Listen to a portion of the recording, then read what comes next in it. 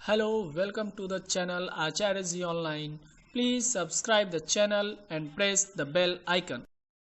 चलिए, आज दशम के भैया बहनों के लिए सूरदास का ये दूसरा पद, मन की मन ही माझ रही।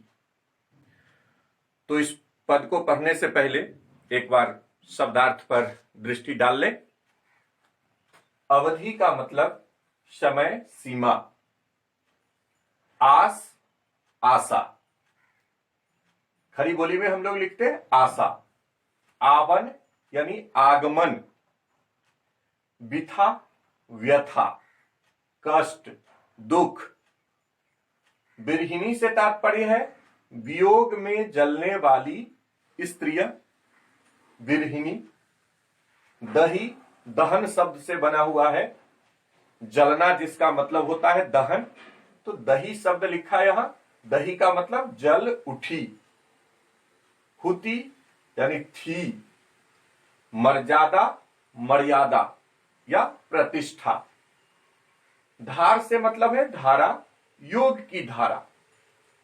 गुहारी यानी रक्षा के लिए पुकारना, गुहार लगाना, पुकारना। धीर यानी धैर्य।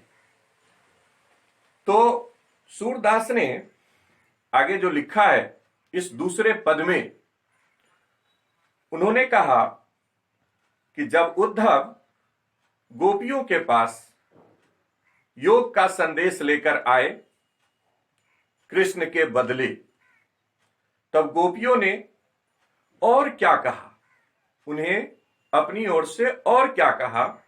तो गोपियों का कहना था कि मन की मन ही माझ रही, अर्थात मन की बातें मन में ही रह गई।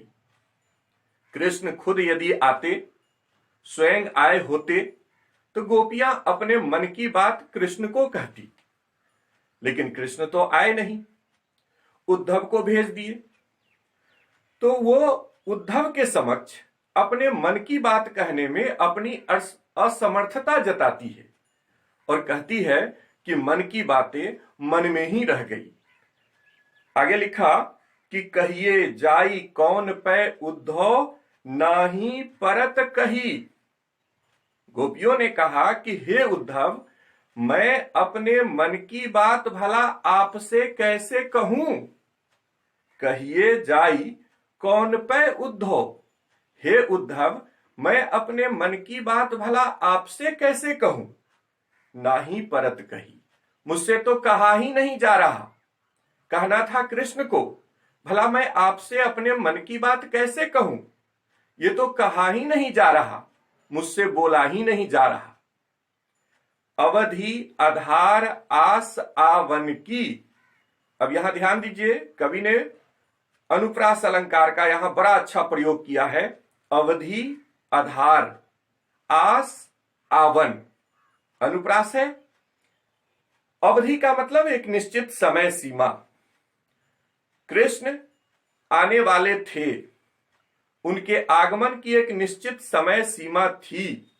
गोपियां कहती है कि उनके उस आगमन के समय को ही हमने आधार बना लिया था और उसी आशा में, उसी उम्मीद में तन मन बिथा सही, हम अपने तन मन पर कष्ट सहन करते चले आ रहे थे। एक उम्मीद थी कि इतने दिन के बाद कृष्ण अवश्य आएंगे। कोई बाहर से आने वाला व्यक्ति जब एक निश्चित समय तक नहीं आ पाता है तो घर के लोगों में व्यग्रता बढ़ने लगती है, दुख बढ़ने लगता है, कष्ट बढ़ने लगता है कि क्यों नहीं आया। और यही बात गोपियां भी कह रही है कि कृष्ण के आगमन का एक निश्चित समय था, उस समय तक हम लोग अपने तन मन पर कष्ट सहन करते चल रहे थे। एक उम्मीद थी, एक आशा थी कि वो इतने समय बाद अवश्य आएंगे और इसी उम्मीद में हम लोग कष्ट सहन कर रहे थे, लेकिन वो आए नहीं। आगे कहते हैं सूरदास जी कि अब इन जोग संदेशनि सुनी सुनी बिरहिनी बिरह दही। और खुद तो कृष्ण आए नहीं, योग का संदेश लेकर आपको भेज दिए, उद्धव से कह रही है। तो ये योग का संदेश सुन सुनकर विरह में जलती हुई स्त्रियों की विरहाग्नि और अधिक तीव्र हो गई। विरहिणी, विरह, दही, विरह में जलती हुई स्त्रियां, गोपियां विरह की अग्नि में और अधिक जलने लगी। विरह दही, दही यानी दहन होने लगी, जलने लग गई। तो विरह की अग्नि में मानो इस योग के संदेश ने घी का काम किया, उस अग्नि को और ज्यादा बढ़ा दिया। विरही ने विरह दही, चाहती हुती गुहार जितही ते, जितही ते उत तय, दो शब्द लिखा है, जितही तय उत तय। जितही तय का मतलब जिधर से, इसका विपरीत हो गया उत तय, उधर से।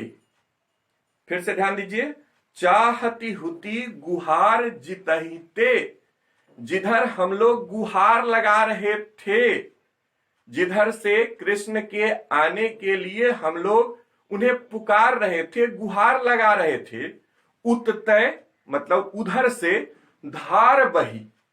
ये धार कौन चीज की धार? तो मैंने यहां लिख दिया योग की धारा। उधर से, जिधर से कृष्ण के आने की उम्मीद थी, उधर से योग की एक धारा बहती चली आई। चाहती हुती गुहार जितहिते, जिधर गुहार लगा रहे थे कृष्ण के आगमन की, उततय धार बही, उधर से तो योग की धारा बह गई। सूरदास अब धीर धरही क्यों? सूरदास कवि कहते हैं कि गोपियों ने कहा कि अब हम लोग धैर्य धारण क्यों करें? धीर यानी धैर्य, हम लोग अब अपने मन में धैर्य धारण भला क्यों करें? मर्यादा न लही, जबकि कृष्ण ने मर्यादा नहीं रखी। मर्यादा, मर्यादा हिंदी में लिखते हैं, या प्रतिष्ठा। अब प्रश्न उठता है कि किसकी प्रतिष्ठा? गोपियों के प्रेम की प्रतिष्ठा, प्रेम की मर्यादा। गोपियां कृष्ण से प्रेम करती थी, लेकिन कृष्ण उनके पास समय पर न पहुंचे। ये गोपियों को लगा कि उन्होंने हमारे प्रेम की कोई मर्यादा नहीं रखी, और वे खुद न आकर के आपको यहां पर हम लोगों के पास भेज दिया। तो इस तरह से इस दूसरे पद में गोपियों ने अपनी व्यथा को इस रूप में उद्धव के सामने रखा है। यहां पर अनुप्रास अलंकार, जैसा कि बताया, अवधि, आधार, आस, आवन, फिर आगे आपने देखा होगा विरहिणी, विरह, यहां भी अनुप्रास है, बवर्ण की आवृत्ति है। फिर धीर धरही, धवर्ण की आवृत्ति के कारण यहां भी अनुप्रास है। एक अलंकार और है यहां, सुनी सुनी। आपको ध्यान में होगा पिछली कक्षा में जब अलंकार पढ़े थे आप, तो बताया गया था कि जब दो शब्द, एक ही शब्द दो बार प्रयोग में आते हैं और दोनों का अर्थ अलग अलग होता है, तब वहां यमक अलंकार होता है। एक ही शब्द दो बार प्रयोग में आए, अर्थ अलग अलग रहे, तब वहां यमक अलंकार होता है।